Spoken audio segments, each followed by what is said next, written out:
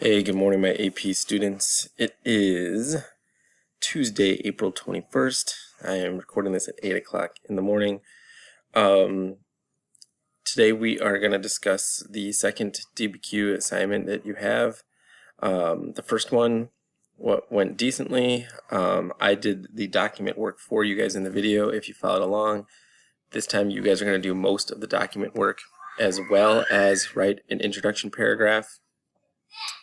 And just one body paragraph. So today I'm just going to walk you through a couple of the steps, and hopefully we can improve on your introductions. And if context is still causing you trouble, which it was for most of you, it was hard to earn that context point. Hopefully today I will show you a quick cheat way to try to finally nail down this idea of context, but absolutely we need to improve our thesis writing. I would say about half of you maybe got the thesis point, and the other half of you are struggling to write a complete DBQ thesis, which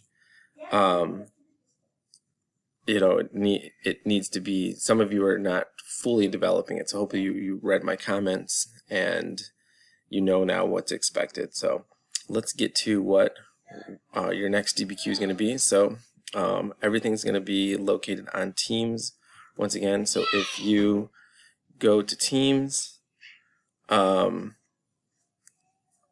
you're going to obviously go to your page. Under day 5, you're going to have this assignment. It says Practice DBQ number 2, and I'm going to have you do by April 23rd again. And it got some specific directions. It says download the DBQ from Assignments tab. I want to make sure you guys actually do these things, as many of you I don't think watched the last video. So this video should help. So obviously you're going to download the DBQ, watch the video that I'm making, and I want you to use this contextualization cheat sheet if you didn't use it the first time. And there's also a new DBQ organizer I want to look at. And have your Unit 2 review guide open. This will help you start pulling in actual historical facts and using historical words. I think one of the weaknesses of your guys' writings is that you're too generic. Like you'll say, like, technology was good and it helped improve things and made people's lives easier. That's generic. You can't write that in an AP stuff. You have to use specific pieces of technology. You have to explain how their lives were improved, and just you have to develop your ideas a little bit more. So have your Unit 2 review guides available as well, the things that you just are turning in today. So for these two things, we're going to go to the Files tab and look at those real quick. So here's the files. Here is the DBQ organizer. And I'm going to put, this is kind of a process. You have to hit edit in Word. And then when it opens it in the online version of Word. And then you're going to want to go ahead and open the desktop app. Okay. So let that open. There it is. Okay. I'm going to go back to Teams. Close that. And then this cheat sheet, again, open up that, and it's just easier if you probably just open them all in Word rather than having them as tabs. Okay, so here we go. I have that open, and I'm also going to open that in the desktop app. If you guys don't have this thing to open in the app, you could tell me what you want to do, and you could download a copy of it and then open it. This link to open in the app. Okay, so I'm going to shrink that real quick. So this DBQ organizer should look familiar if you've watched any of the Heimler videos. This is similar to the one that he uses. I know many of you said you don't have printers. So if you do, I would recommend printing a copy and having this available the day, the next couple DBQs, just to help you start practicing how to organize them. If you don't have a printer, that's okay. What I would suggest, and I really want you to do, is just get out a blank piece of paper and you can easily make this organizer really quickly. It doesn't have to be as detailed as this. But for example, all this prompt work, you could do right on the DBQ when you see the prompt. You can identify the historical thinking skill, any themes involved, the time period, and you can start brainstorming stuff right on the DBQ itself. So you don't really need this to do that. And again, you don't really need this organizer to do any of this either.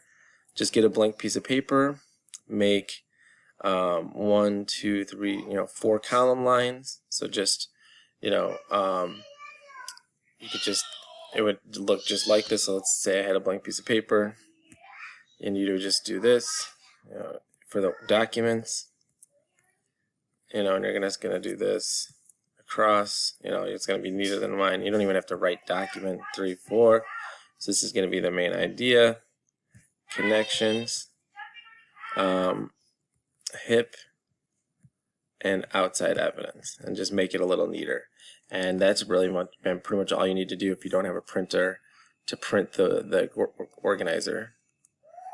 Okay, and then maybe the day of you can have one available too. The next page of the organizer, this is where this is how you build your thesis. You identify a name of a group and what documents go in it, and then this is just developing your thesis in your context. So you guys can read through those. Please and then go ahead and read some of the clues I give you here, and especially this. Not many of you did this at all to start off your paper. This is a really good starter sentence if you get stuck. So you would start off with topic of the prompt, occurred within the context of, identify 2 big events that happened within the time period, and that's where the contextualization cheat sheet is going to come into play. So let's look at the DBQ. Alright, so if you go back to Teams, close this. Alright, so let's go grab the DBQ. So I'm going to come back here to Teams. It's attached here on the assignment, but it won't let me download it yet because I haven't sent it. So go to the Assignments tab, and here, oops, wrong one. Unit 2, Practice DBQ, and you guys can download it as an attachment here. Alright, so I'm just going to open it because I have it going right here. Alright, so the DBQ this time, as you can imagine, is about trade, because that's everything you were reading about this week was about trade. So you have this prompt. Again, see, it always starts with this phrase, evaluate the extent to which expanding economic activity changed, there's a key word there, changed patterns of interaction between the 12th and 17th centuries. Alright, so again, you got to translate your centuries into years. That's the 1100s to the 1600s. Alright, so this is everything you've been reading about. So this is where you brainstorm, and this is where that organizer will come into play if you want to use it. So we're dealing with the top part right now, the prompt stuff. So you've identified the historical thinking skill that is change. So it wants to know what is new? What is new, or what new developments have come about because of this expanding trade? You have a theme that, it's talking about how trade caused these things, or how trade led to new developments. And then you have a really open-ended kind of thing here, which is pretty nice. It's just really asking you to discuss, how did trade change the world? How did it change how people interacted with each other? How did it change how people learned from each other? How did it change where people went and what they knew? And you're doing it between the 1100s and 1600s. So right away, your job is to identify, what big things happened in this time period. Well, this is where the context cheat sheet can come into play. So you've identified the time period. So you come here, and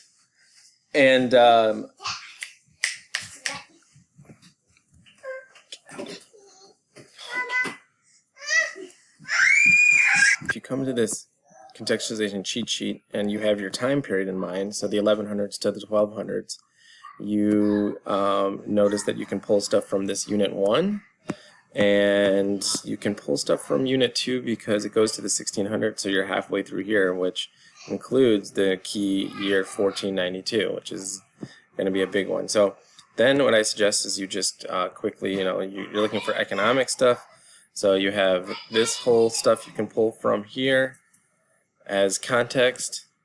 Of course, you saw technology and trade are closely linked. You have interactions with the environment that is changed because of interactions. Remember, this is the prompt right here, how things are changed because of interactions. In the next unit, you have, I wouldn't go with land-based gunpowder empires. It really has not much to do with this. I get cultural diffusion is going to be part of changes in patterns of interaction. You're going to have, of course, the maritime empires of Europe are going to start, and then you have this big one here, the Columbian Exchange. So they have a lot of things you can pull from to help develop your context. The slave trade's going to start by the 1600s. It's almost outside, but and then again you have more expansion of trade networks right here at the very bottom. You have another economic thing. So that is how you use the cheat sheet. It's just a quick way to look up things that happened, and of course you have all the information you have on the Unit 2 review. So back to this. So you have, and then I would just try to brainstorm many things as you can think of. Trade in this. You have the Silk roads, the sea roads. You have the Mongol. That the Mongols happen. That in 1492 Columbus is going to go. So you have the Columbian Exchange. I mean, there's all these things that you need to brainstorm and quickly write down that from the prompt. What else happens? You have the caravans, you have the new cities that develop, you have the demand for luxury goods, the trading posts empires are going to start in the 1500s. So many things you could talk about in this prompt, especially evidence beyond the documents. So I'm just going to do this.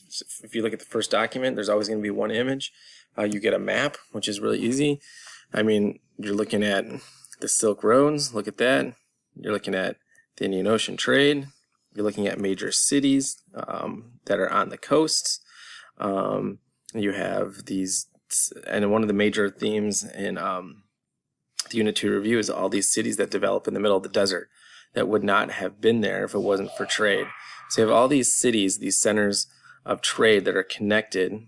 And if you look closely at what connects them, if you're looking at things like silk, brocades, porcelain, paper, bronze, furs, leather, horses, sheepskin, spices, gems, gold, you should already know in your head what I'm going to say. These are all luxury goods.